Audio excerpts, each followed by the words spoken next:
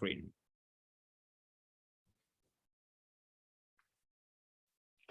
Perfect. Good evening, everybody. Welcome to Tutored. Welcome to a new online experience on our platform. I'm really excited to start this appointment with you. But first, Todd, just a quick presentation because I'm Giuseppe, but I'm not alone. Here is Fabio. Hi, guys. And we are both part of the Tutored marketing and communication team. However, the protagonist of this event is Todd Jack Hooker, who will give you some advice about how to write an effective and impactful CV. He is talent acquisition manager at Williams Racing, and as a Formula One fan, I'm honored to have him today. Yeah, we love Formula One, especially Giuseppe, who cried on Sunday for yes, last really. race. So we are really happy to have you tonight, Todd. Where are you calling from, Todd? Abu Dhabi or UK? No, not Abu Dhabi. Unfortunately, I've got a hoodie on. I'm a bit cold. So I'm in Oxford, rainy Oxford in England. Lucky you. Here is the agenda of this online experience, and Todd will cover these topics related to curriculum vitae structure, but also its style and mistakes to avoid. But first, before leaving the stage to Todd, we just take 5 minutes to introduce you with Tutor for those who are still not familiar with our platform. So Tutor is the point of contact between students, young graduates, and companies, which is our goal to help you realize your ambitions. So we help you not only to find a job, but to find the most suitable job for you to start your career and to realize your professional ambitions. How do we do it? With job opportunities. So on our website and on our app, you can find thousands of job offers published by hundreds of companies, such as big multinationals, startups, small, medium enterprises, consulting firms, banking and insurance groups. Some of the logos you can see here in the slide. And all the internship, graduate program, and other opportunities on Tutor are all paid. They don't ask for experience requirements, impossible to be satisfied by students and young graduates. And what we lost the most from the detail of the job offer, you can already find out what you will learn once you enter the company. This is great, right? I think it's astonishing. Astonishing, yeah. As you can base your choice not only on what you already know once you study or you leave the uni, but also on what you want to improve once you get in the company. So until June, we were only in Italy, but since the summer, we have started to expand also in Europe and UK. So right now you can find Tutor, its job offers and online experiences also in your country.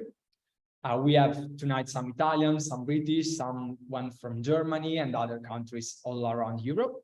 On Tutor, as I said, you don't find only job offers, but also interesting and insightful online experiences, like the one you're participating tonight with Giuseppe and Todd.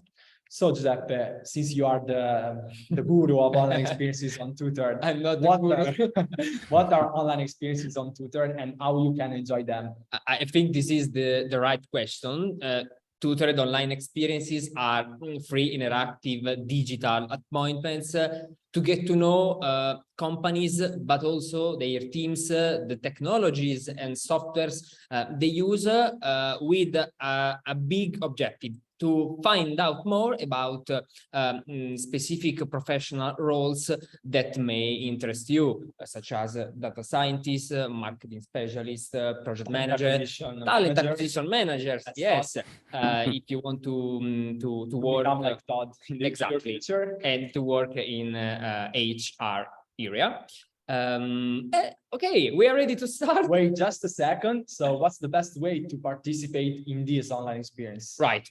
You can use the chat below to begin a discussion, and you have also the possibility to turn on your camera. Don't be shy, guys. Yes, don't worry if your background is not a Yas Marina circuit, Todd. We are in Milan, and actually my favorite is the Monte Carlo streets and harbor. And Yes, exactly. And you can click on raise hand, and during the Q&A session at the end of Todd's speech, you will have the possibility to switch on your microphone and ask your questions, doubts, curiosities directly to Todd. Perfect. It's really set. Todd, it's up to you. The stage is yours. Amazing. Perfect. I'll just share my screen. Hopefully you can see that now. Give me a little thumbs up if you can. Just happy. Is that coming up? Yes. Yeah, we can see. Amazing. Cool. So I guess before I start, I wanted to ask a question. So I don't want you to tell me, if you are an F1 fan, I don't want you to tell me what team you like, but tell me the color of the car that you like in the chat box. Let's see if anyone's brave enough to put a comment straight away. Red. Okay, I can guess who that is. That's good. That's easy. Blue. Okay, cool. Anyone else?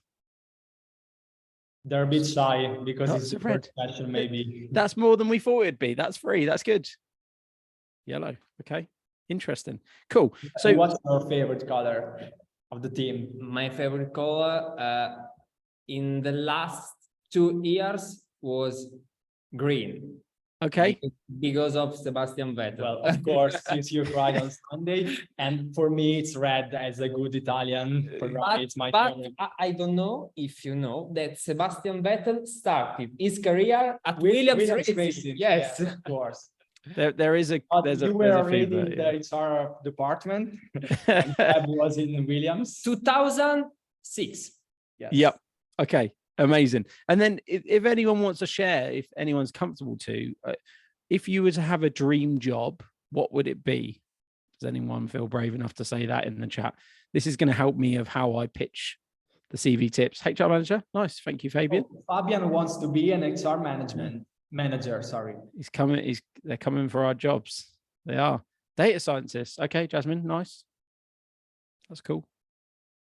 Hospitality. Nice. Megan. Very cool. Hospitality. Yeah, amazing. So we are very different areas.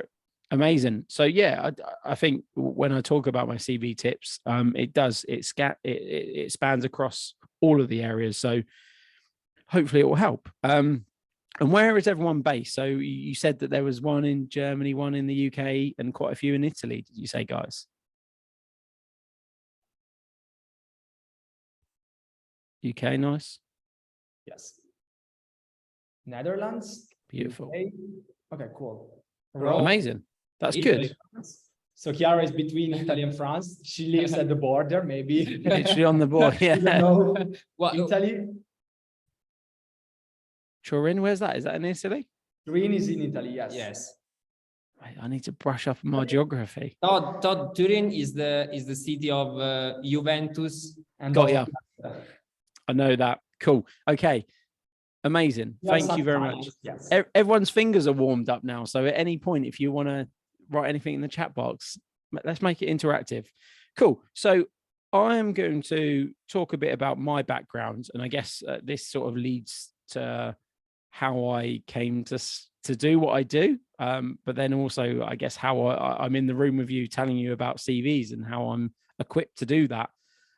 So actually, there's a photo there that I was thinking, do I include the photo or not? It's actually a photo of me with hair. So when I used to work in the music industry, so up until I was 26 years old, I worked in the music industry. I used to tour internationally, never toured Italy, unfortunately, but did a lot of Poland, Germany, the UK. So yeah, that was how I sort of learn how to communicate with people. And although it's very different to what I do now, it is some of the skills that I learned back then are certainly skills that I use now when I'm negotiating with people, when I'm trying to get people to like me, trying to get people to join the company. So it's really interesting. And I've made a point of saying I had a career change at the age of 26. So I speak to a lot of people that are worried about changing career or not knowing what they wanted to do at university. And I think ultimately that's okay. You can change, you can learn new skills as you get older. And that's really important. So I've been working in recruitment for 7 years. So qualification wise, so CIPD, which is HR qualification, IRP, which is a recruitment qualification, CMI, which is a management qualification, and PS is a psychology qualification. So I'm quite keen on upskilling myself, and that's something that I've done over the last 7 years. So I've been very lucky to work with really cool brands. I'm not going to read them out, but you can see them there. So quite a few other teams as well, but currently work for Williams Racing. So yeah, and then in my spare time, I help people write their CVs, and I work with people on career coaching and interview coaching. And actually, I've probably helped quite a few people get jobs at other teams, which probably seems counterproductive, but I really enjoy, helping people understand how CVs and interviews should work, and giving people the confidence to sort of move forward. So sessions like this are really, really great for me to do. And I appreciate you obviously listening. Cool. So CV wise, I guess, what do you include in a CV? So there are a few key parts that I would like to see in a CV. And actually what we will do is at the end, we will break down, we'll actually have a look at an example of a CV.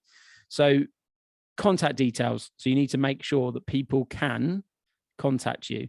So obviously your mobile number and your email address, they would be the two that I would definitely put on a CV. I possibly, depending on where you're applying jobs, where the job is for, possibly don't put your address, because you don't want people making the assumption that you won't commute or go to a different country. That's not saying, I'm not saying be dishonest and say that you live in London when you don't, but sometimes you don't need to put your address. The main things are the fact you're contactable, so your email address and your mobile number. For me, a big part of a CV is at the front of a CV. I'd like to see probably 4 to 8 bullet points of your key achievements. And if you've just left school and you haven't got much experience, talk about what after school clubs you go to, or, how you help your parents look after your younger siblings. There's lots that you could put in there that would explain your skills and why you'd be good for a job. So key achievements don't have to be, you've made £1 million doing something, or saved £1 million at a company. It could be as little as, I've done a paper round and I've given out papers, to people, and I was able to stay on time and keep the job for a few years. That's really cool. That key achievements, that's completely, that's really, really vital on a CV. You should be proud of what you've achieved, even if it is small wins. Your work history. So you want your work history to work chronologically. So your most recent job at the top. If you haven't had a job, you could just put your most recent education. And in your education, it's really important to put the dates. If you are at university at the moment, I'd like to see that you have a date when you're going to finish, because a lot of people don't put the date that they are going to finish on their CV. That's really important, because if you are going for a graduate position, you need to make sure the person reviewing your CV knows that you are going to finish at a certain date and be eligible for that graduate position.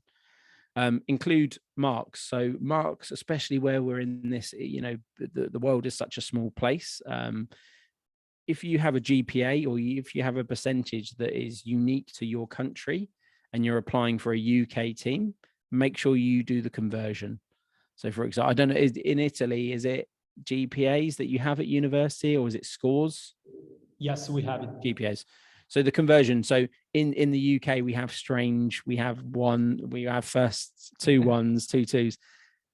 And when I see a percentage, a GPA percentage, I don't understand it, and I have to Google or look up how that converts. Again, if you do the work for someone and you explain why you're really good, if I think it just helps. It helps your case of getting a chance of interview. So make sure you do that. And then also a really, really big one for me is your hobbies and interests. So I'd like to see 3 of these, and we can actually come back to this at the end of the session when we talk about what that looks like.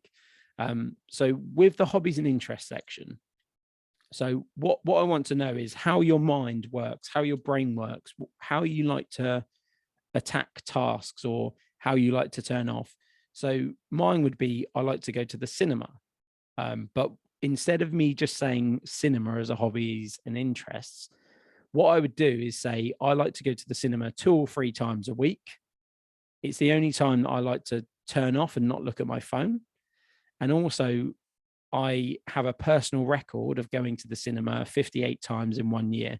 So I want to beat that. So for me, that tells me a lot about my personality rather than I like to go to the cinema. What that's telling me is I like routine because I go to the cinema every week. It's also telling me that I goal set because I know how many times I've gone to the cinema in 1 year and I'm going to beat it 1 year. And it also tells you that I like to sit in a dark room with strangers, which is also quite weird, but it's interesting. I think any hobbies or interests you have, it's really important to sort of put on your CV. You need your personality on the CV. It's really important. Cool. Sorry. So I've just seen a question. I thought you should only write your grades if you have top grades. Good question. Really, really good question, Paolo. Yeah, really, really cool. So for me, it define good. What you need to look at the advert that you're applying for, and if they're saying only people with really top marks can apply for these roles, by you not putting your grades in there, you would be penalizing yourself anyway than putting your grades in there. So for me, I always say try and be as authentic as you possibly can on your CV. If your grades aren't that great, that's fine because you may have strengths somewhere else and you can probably put in the work elsewhere in terms of learning languages and softwares or getting work experience. And then you're going to have the competitive edge on other people. So I wouldn't beat yourself up about that. I think ultimately you want to try and get good grades, but if you struggle with that side of things, you can still make yourself stand out from the crowd. Cool. Okay, so what not to include in your CV? Okay, so for me, an about me section. So I see this a lot. People would say, I'm funny, I'm really good with numbers, and I've got great attention to detail. And then next to the attention to detail, they have a spelling mistake. Usually that's the case. So I always say, rather than telling me why you're good, show me why you're good. And I will come on to an example of that in a bit. It's a really, really big thing for me. So I could say I'm a really good recruiter and I work for XYZ, right? But that doesn't tell you what type of roles I've recruited, what teams I've worked with, what success stories I've had, why I'm good at it, who said I'm good at it.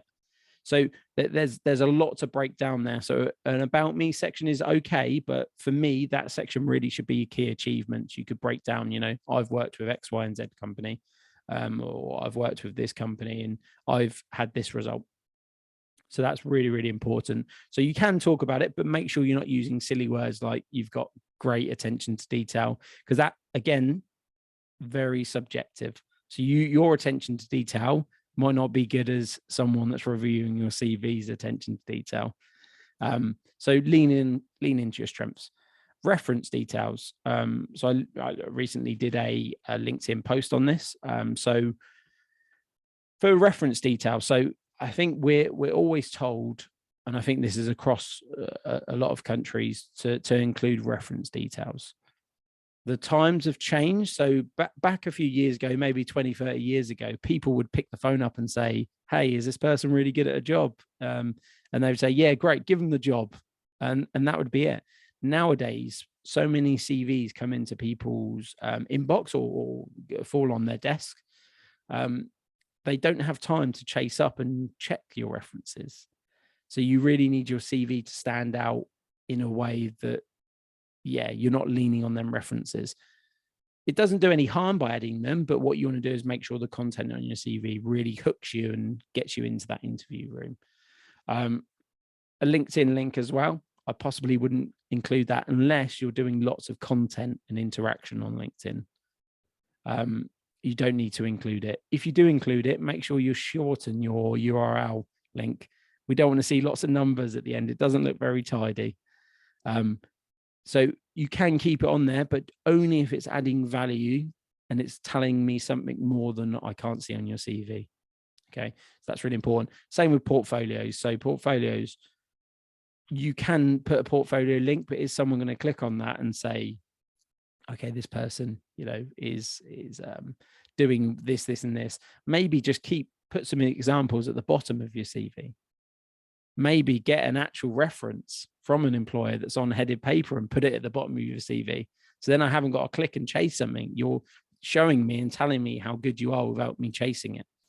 That's me as a recruiter. So I think there's a lot of tweaks you can do that make you just completely stand out.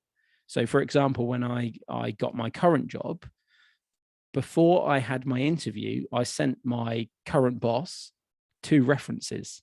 Before she didn't ask for them, I sent them to her before. And then she's got glowing references of saying, Todd's great at this, and we didn't want to let him go, but we had to, and he'd be an asset to any company. She's then got that information that she acted on, and then, it turns out I got a job off the back of that.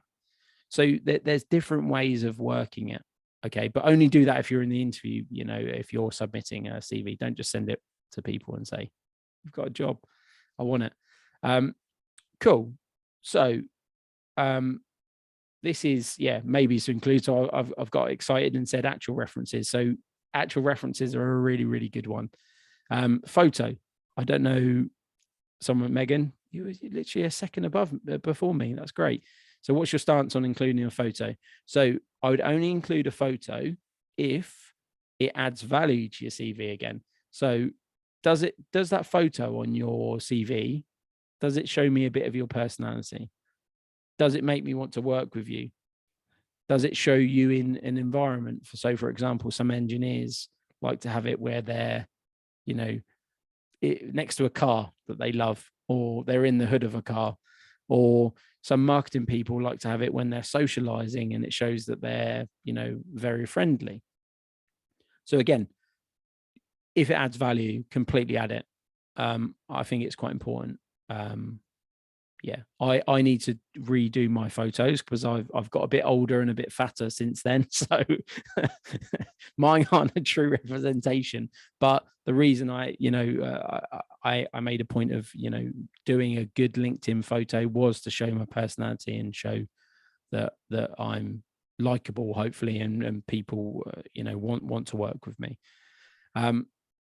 Todd, in Italy, photo is almost mandatory, and Exactly.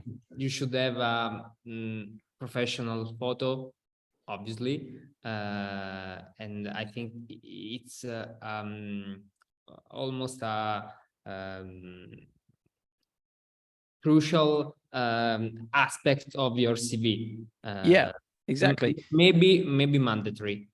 Okay. Is there actually a law to say it, or is it just the done thing? Do people just do it because it's the tradition? No, it's not. It's not a law. Yeah, not I guess it's a traditionalized. Yes. Like all the recruiters suggest us to add also the picture, so also photo. There is also another question, Todd, from Fabian. So how do you suggest taking our CV photo? Okay, so I would say completely natural. So you said it has to be the done thing in Italy is a professional photo. So for me, a natural environment. I'm not to say you have a beer in your hand and you're in the pub with your friends. If that's where you're comfortable, that's fine. But for me, a nice, comfortable one. Think about your environment that you're going to be working in. Okay, so for example, if you're going for an office job and you've got a hoodie on, and I was taking a photo now, is this going to look good because I haven't got a shirt on? Probably not. So again, you've got to realize you have to know your audience and you can control the narrative. So actually in my LinkedIn photo, I think I've got a t-shirt on, but I sometimes wear a t-shirt to the office, so that's okay. So I think as long as you're controlling, as long as you're comfortable with your photo, I would suggest taking it at home where you're comfortable, but with a good camera. Maybe not go for a full-on Photoshop. shoot, but if you like to do that, do it. Your next profile photo should be you in a Formula One car, Mate, sitting on a car. sitting on the car. I don't think I'd fit in the car. I'm not as skinny as them drivers. To maybe, Alexander Albon. yeah, maybe. Yeah, so I think yeah, make sure that you're comfortable with your photo. You know, it's really important, and it's crucial, and it's someone's first impression of you. So people will make judgments of your personality based on whether you're smiling or smirking or whether you're looking away. So it's something, it's really, really hard to get right, I think. But it's something that you can get right, and it could go in your favor. Cool. I'm conscious. Am I speaking too fast? Because I get quite passionate and then I get into it. Hopefully everyone's understood what I've said. Okay, so the next slide. So I want to talk about some tips and tricks. Okay, so these are just some generic tips and tricks that I always talk about during my consultation. So we did talk about the grades. So I think getting the grades you deserve. Okay, by that I'm not saying you need to get good grades. I'm saying get the grades that you deserve. So the reason I phrased it like that is because you do the best you can. You're only competing against yourself. You're not competing against others. Although there are others applying for the job, but ultimately you need to be the best version of yourself. So, you know, I didn't get a good, I'll be completely honest. So I got a 2-2 in my university degree in music, but that's not something that I currently use. And you can turn it around and get experience in various different avenues. So yeah, do the best you can with that. Doing extracurricular activities is really important. So when I talk about that, so if you are an engineering student, do Formula Student if you're able to, or go and work in a garage, or approach Formula 3 or Formula 2 teams and say, can I come and work for you for the weekend? If you work in marketing, get some marketing experience. You know, you could do that remotely. You could do that online. You could work for a company. You could help them out doing their admin. That exposure is going to really, really set you apart. And then when you go into your first job, it's not really your first job because you've had a bit of experience. And I think that's really important. When we offer people jobs, or when I offer people jobs, it's usually because they've done something outside work that makes them stand out from the rest. So that's really important. And that could be something simple as, you know, I can't remember who said hospitality. Who said hospitality? Megan said hospitality. So, for example, that could be maybe volunteering your time at a local care home, old people's home, or a charity where you're able to do hospitality for people. You could do maybe a few hours a week for a few weeks, and that would look really good on your CV, and it would make you stand out above the rest, and also get you really good experience working with other people, dealing with other people, you know, the food side, the drink side, all of that. Okay, so a big one for me is making sure your hobbies are on the CV. I'm going to keep repeating that. I'm going to say it about 5 times during this session because it's really important. And actually, what I might do, if anyone feels comfortable to, in the chat box, tell me one of your hobbies and I'll explain how you could expand it. It can be anything within reason. Any hobbies? Anyone comfortable to share? Right. Karaoke. Nice. Okay. Exactly. Use the chat. Rugby. Nice. Paolo. Rugby. Okay. Rugby and karaoke, volleyball, all good. Okay. So karaoke is interesting. And if I saw that on someone's CV, it would give me a good talking point in the interview. But then it's also very interesting. So I'd be like, is that person a good singer? Or do they just like doing it? We are not sure about it. So you might ask him to sing a song. I don't know whether I'd make Fabian sing a song, but I'd be intrigued. You know, that's great. So when you say karaoke, what I'd want to see is when do you do karaoke? Do you do it with your friends and family? Is it like a tradition that your friends do it every month or something? Because that would tell me a lot about your routine and your social side. That would be interesting. Rugby and volleyball, anything sports related tells me that you're possibly competitive and you like to train and you're disciplined. So it tells me way much. It tells me way more about your personality than just saying. So if you say anything, if you say karaoke, I would like use karaoke as a heading, and then explain. I like to go to karaoke every 2 weeks with my friends. I'm not the best singer, but I have a go, and this is my favorite song. You could pitch it like that, and it tells me lots about your personality. It's also a bit funny. So when I was reading a CV, I'd be like, okay, I like that. I'd probably sing Robbie Williams, She's the One. I don't know whether that's a big song in Italy. Do you know that song? Which one? I'm not going to sing it. Don't make me sing it. I think of Robin Williams. Robbie Williams, yeah. Which song by Robbie Williams? Sorry. She's the One. Yes, of course. Okay. Yeah. So I wouldn't sing it very well, but that would be my go-to karaoke song. I think Fabio wants to try to sing. No, not to sing. Yeah, not to sing a song. Even though I'm also a big fan of karaoke, as Fabian typed. Nice. I wanted to ask you, so which were your hobbies you put on your CV when you applied for Williams race? Okay. So mine are cinema. Okay. Dog walking.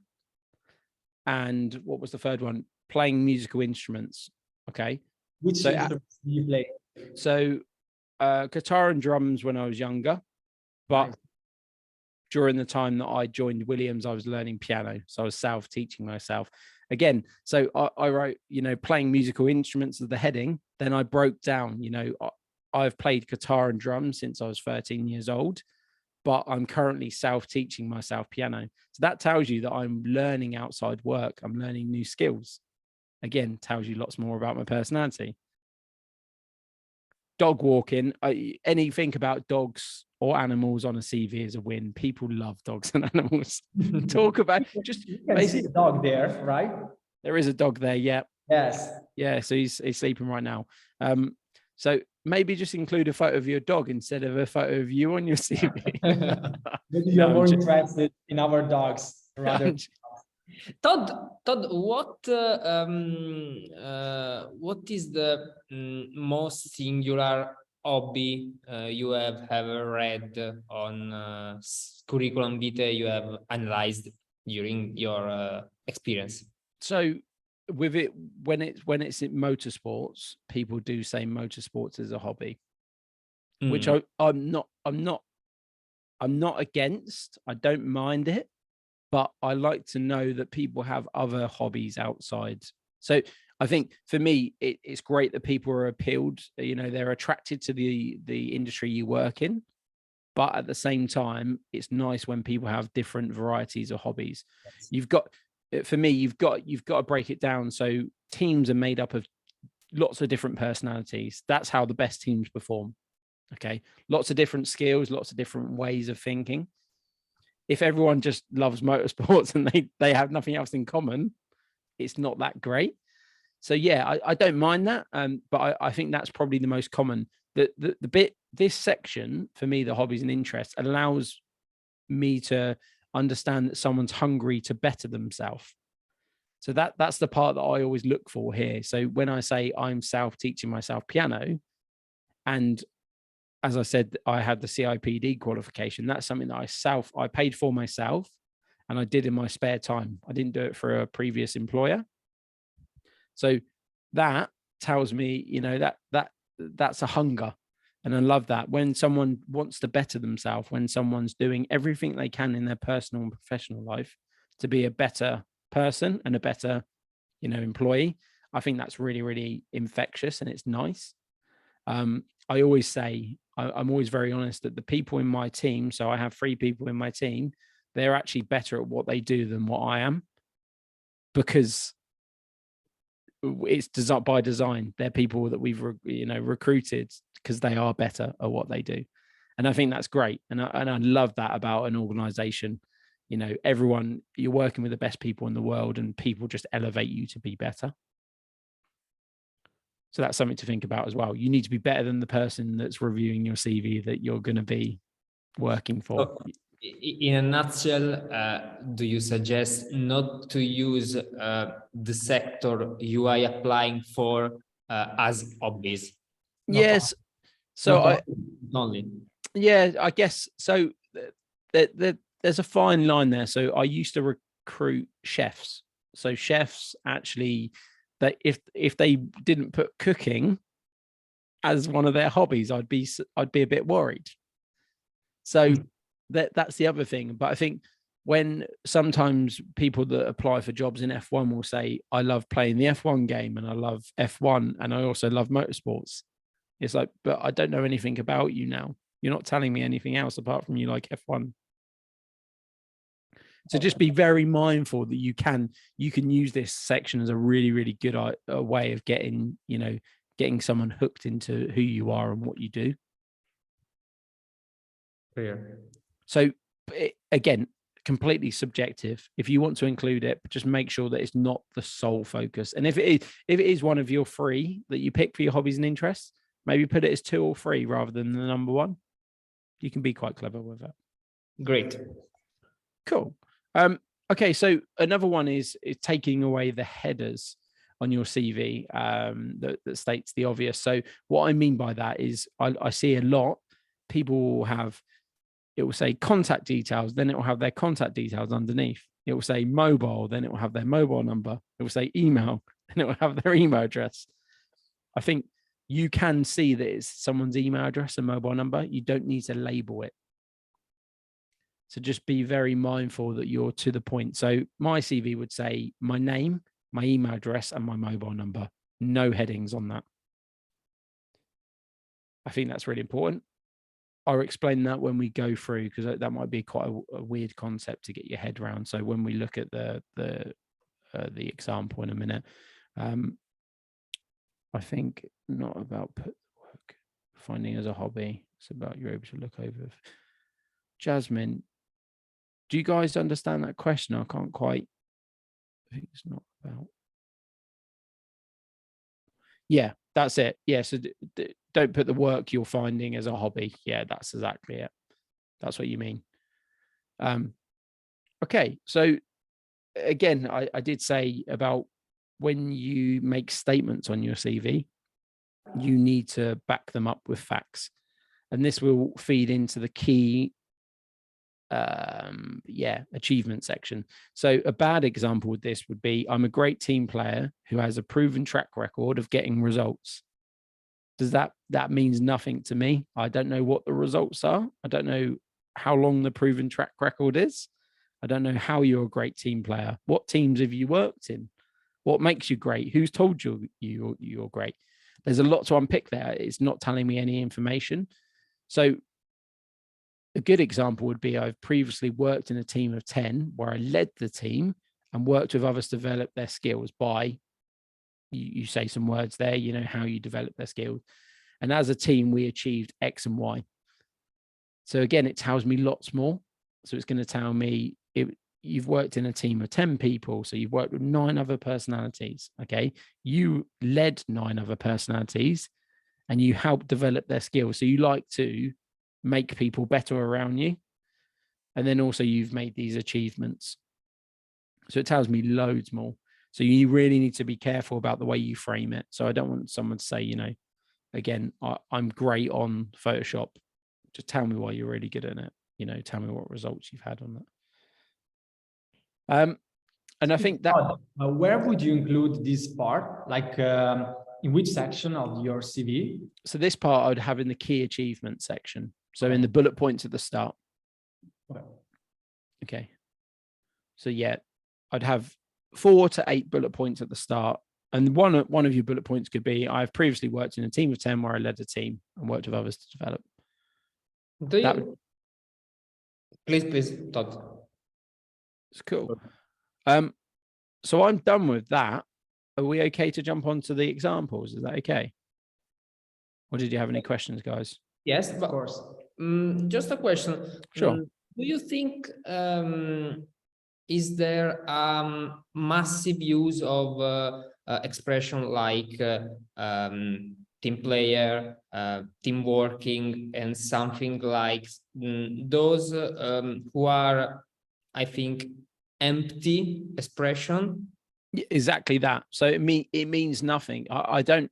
So when I read that, I have no emotional connection. So when someone says they're a team player, I go, I don't know what the team looks like. I don't know who the team was. I don't know what part you played in the team.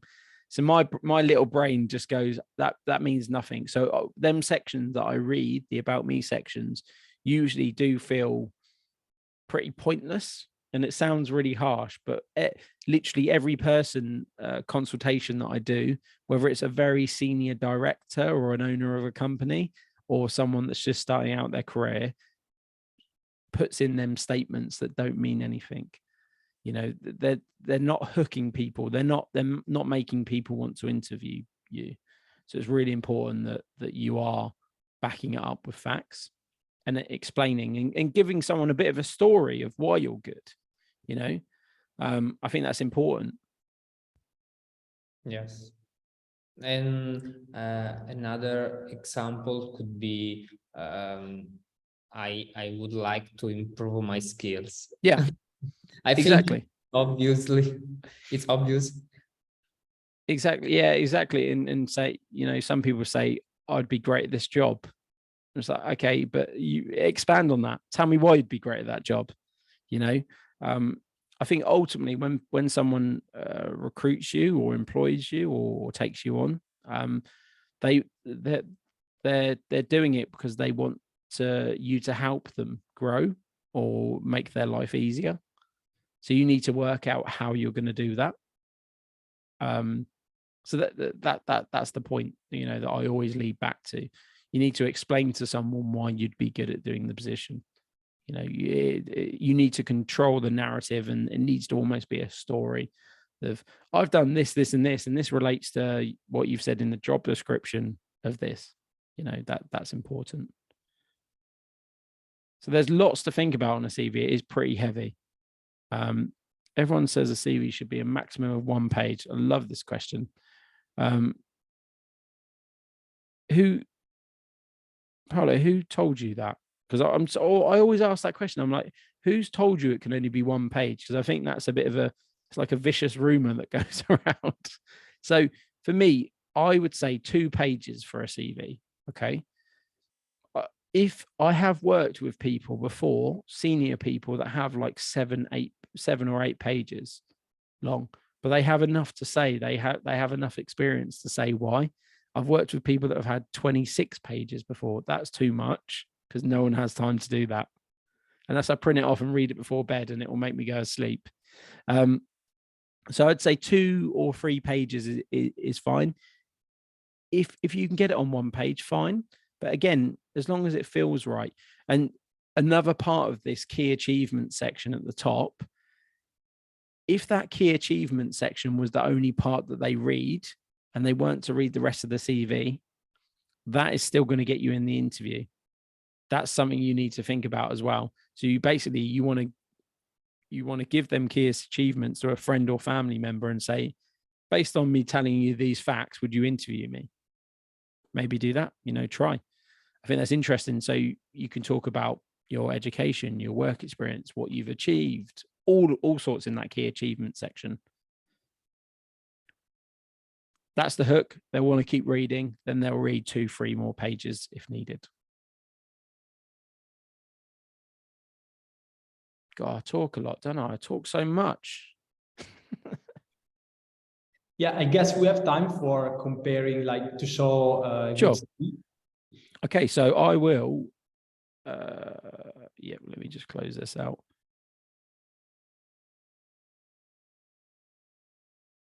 Can you see that? Now you are wise. You can see me now. Your face. You Nice. were. You can. Sorry. So basically, it was that presentation was throwing light back to my face, so it looked like I was really hot, but I wasn't. Cool. So these are some examples. So what I want to do, I'm actually going to talk through this one and what I'm seeing based on what I've told you. Okay. Then I'm going to show you a second one, and you guys in the chat are going to tell me what's wrong with it based on what I've told you. Okay. So we're just going to try this quick experiment for sort of 5-10 minutes to see how we get on. So I think a name at the top is really good. Hopefully that's highlighted so you can see that. So your name is your personal brand. It's really important that that is the biggest thing on the page. I'd actually be inclined to make this bigger. I'd probably make Rose's first name bigger so that it looks good against the Watson. So it was like the same spacing. So here she has the M. So it's telling me that it's her mobile number. So I would actually take that label away, as I said, and then the same with the E. So I'd get rid of both of them. I don't need that to tell me that it's the email. I can clearly see that's her email address. This front section. So this is what I would call the about me section. Okay. So this about me section, I'm a very dedicated and determined person who has experience working with a range of different cultures in a fast-paced environment.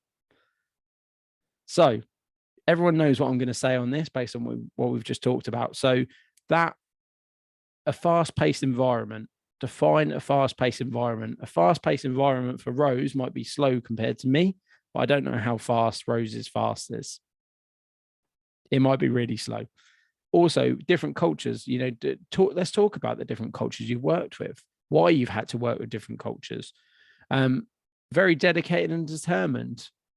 Give me some examples of why you're dedicated and determined. Otherwise, it's meaningless. It's empty, as you said, guys. I think it's really, really important that part for me would be the bullet points. So I'd actually get rid of that whole section. So that whole section I would get rid of. And I would put bullet points there of key achievements. Okay. The rest of the CV is fine, but I would just take away them references. And I'd basically build in different points in bullet points here. There's no grade on there. So I don't know what she's got a bachelor's in business marketing, but I don't management, sorry, but I don't know what grade that is. So there's a few bits there, but she's got really good experience. So it could be a really good CV. There's also no hobbies and interests. Or it's a very dry CV. There's no personality on there. I'd include a photo. I'd possibly look at a bit of color on there. Maybe put your name in color. Maybe even brand your name in the same color as the team that you're applying for. Just an idea, because that's something that I like to see. Just make sure you don't send papaya to Williams, because people do get upset. So that's good. So that it's a good CV. You certainly can make it a lot better. If I was to show you this second one, does anyone have any initial thoughts on what it should look like, or what's not good about it? Anyone in the chat box?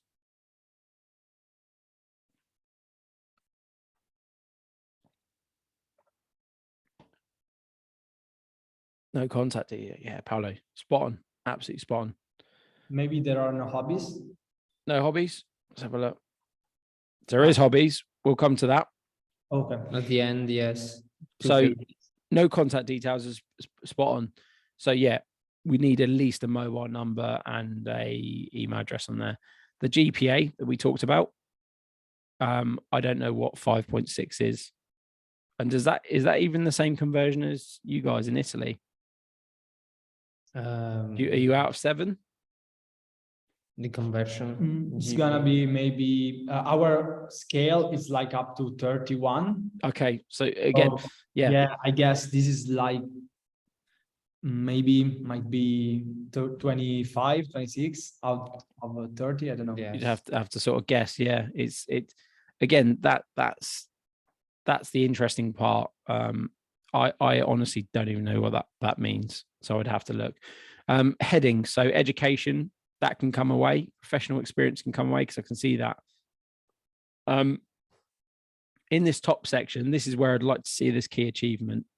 No colors, yeah, spot on. So no colors. It is quite a dull CV. I'd like in this top section. This is where I'd want to see bullet points of key achievements. So that would be, she could actually break that down. So where she did a flame racing team, that could be, I've been the data engineer intern at a flame racing team where I did this, and this. You could break it down in that top section. All of these technical skills as well, I'd like to see these included into when she's done jobs. So some people do this. So this section, hopefully you can see what I've highlighted. People talk about like transferable skills, problem solving. Again, I don't know when she's problem solved.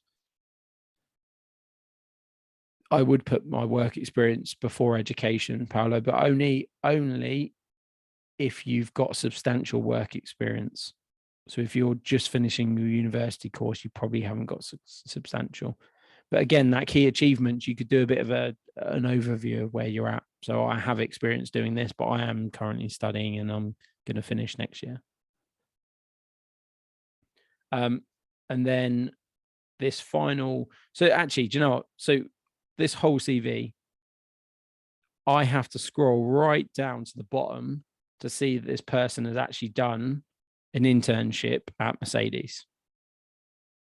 Why is the most important part that would have hooked me and made me want to keep reading it? So this part should be in the bullet point up top. Yes. Really important, because I could have lost interest by now by this part, stopped reading and not seen that they'd done an internship at Mercedes. So I always say, someone's only going to spend 6 to 10 seconds reviewing your CV. By 6 to 10 seconds, I may not have even seen the best part of that CV. It's really, really upsetting because it's a good CV and they've obviously done a lot of work to get to that. So that's something to think about. Hobbies and interests, Fabio, as you said. So does anyone have any thoughts on what this should look like based on what we talked about? Anyone on the comments? This is title, name, Dre layout.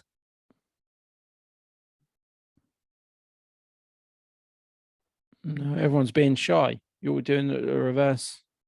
That's cool. So again, interest and hobby. So they've said netball, music, and cooking. What type of cooking do they like? What do they cook? Do they cook for their friends and families? Do they follow recipes? Do they make up recipes? What type of cuisines do they like? There's lots of personality that they could give me from that section that would be really, really good. I've always been told to put a person who's rather. I would rather have key achievements bullet pointed. Your personal, unless your personal summary tells me, if your personal summary is an outline of your key achievements, just put it in bullet points because it's easier to read. And then also in that, you can put stuff in italic or bold that you want to emphasize. So yeah, I'd rather see a key achievement bullet pointed than a personal summary. But again, it's subjective. That's what I like to see. I just think to stand out against the crowd, you really, really need to, be impressive and put your best foot forward.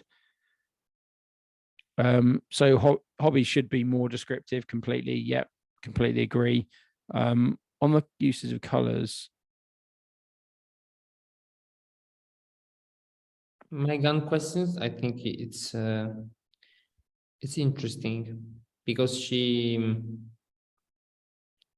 she's talking about Canva, but also ATS.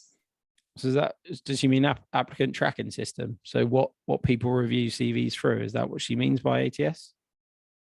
ATS, I guess it's like a system that the company uses. Okay. Yeah, I follow. So our I'm currently using Workday. So the use of Teams colors on the use of that might hinder Canvas CV. No, I don't think there's any AI software that's going to be working out people's colors on the CV and then eliminating them for that reason. ATSs aren't that smart yet.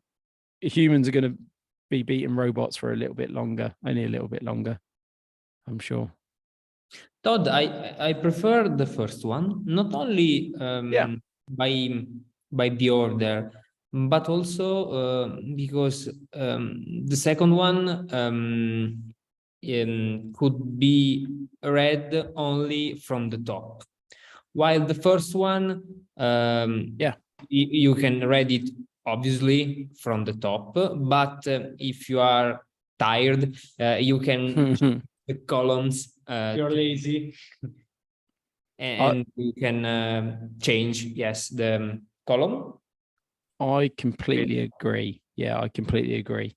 I prefer the second one as well. The layout's really, really nice. I think it's really cool. I think they're able to achieve much more in the short space that you would review a CV. So I agree. Maybe something to think about, laying your CV out like that. Amazing. I'm happy to jump to questions if no one has any more on that. Paolo says he thinks it is mainly thanks to the fact that it is only one page. Yeah, but absolutely. I'm not sure. Yes, the fact that it's only one page helps reading, but also the layout of the page. I think there's some other, like, so there's some capital letters on here. Then I know they both have capital letters in the name, but I mean, even the headings, it feels quite abrupt and cold and dry, as someone said. Whereas this one feels just a bit nicer. Both need some work, but both could be really good. Again, so that's the point of you spending a lot of time on your CV and working on it and knowing that it's important to focus on it. And they could actually be the same CV, but the way they're laid out and presented dictates whether that person would get an interview or not. That's why you need to put a lot of effort into your CVs. Hopefully my little tips have helped as well.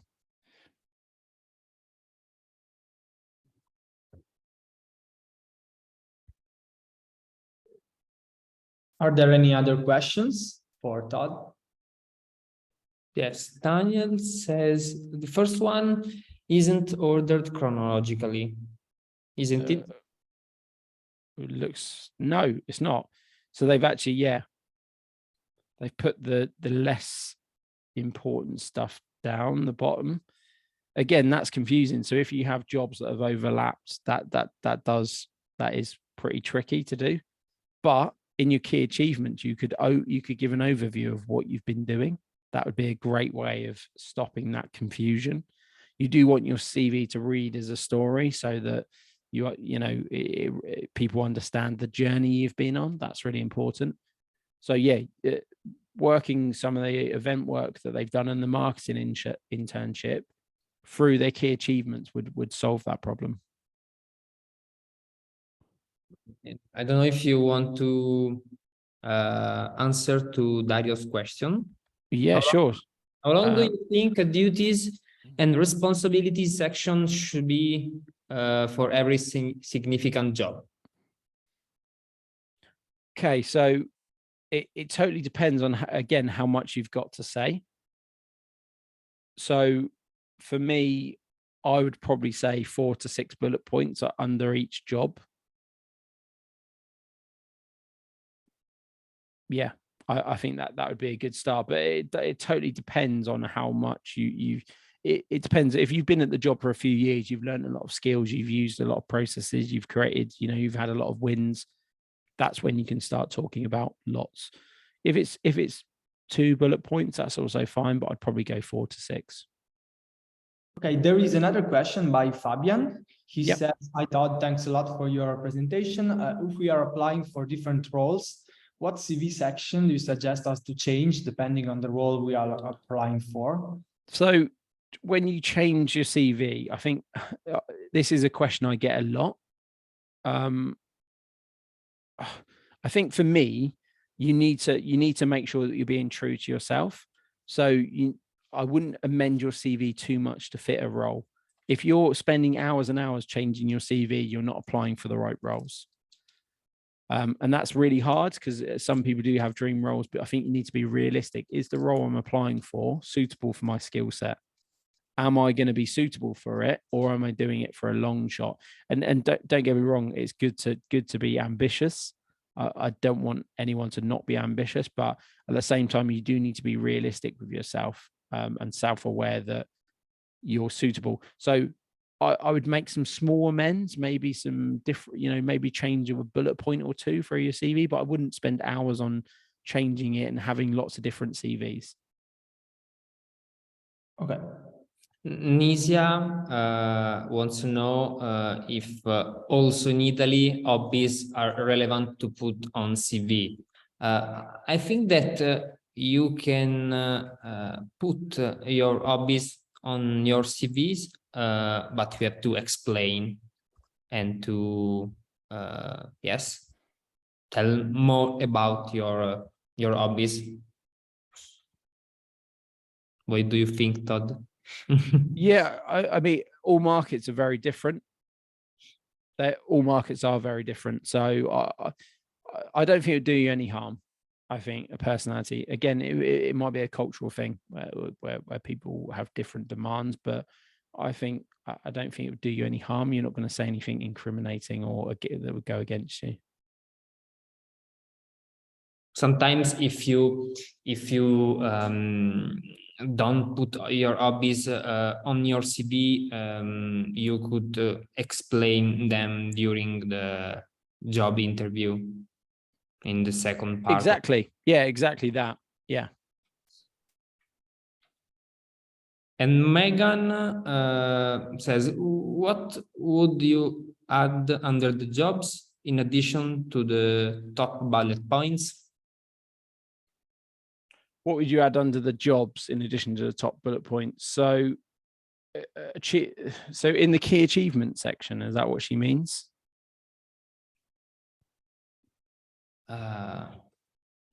Yes, I think. Okay.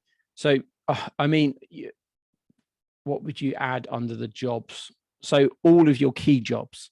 So for me, it would be my current job, what I did before, and the 7-year part before I had my career change. I don't include anything before that.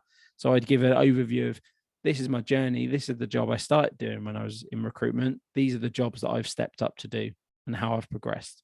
That's the way I'd frame it in them additional bullet point, in them initial bullet points.